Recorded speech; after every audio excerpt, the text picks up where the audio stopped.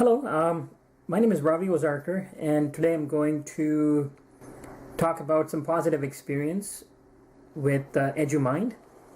I attended the EduMind virtual PMP exam prep class in May 2022 and interacted with Ms. Florian. Ms. Florian is a very experienced instructor, and she covered the predictive and agile process in sufficient detail for my PMP exam using great PowerPoint slides which I was able to download after the class. The thing that I loved about the class is that it was a virtual class, but it was much more interactive than some of the in-person classes that I've taken before. She somehow managed to make it more exciting through chats and attendance and so on, and interactive tests.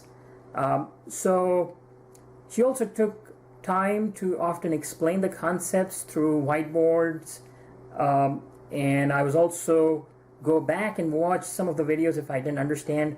In fact, I watched all the recordings after the class on a larger screen, and I believe that EduMind actually got me prepared for this test, and here I am after passing my PMP exam about target in all domains.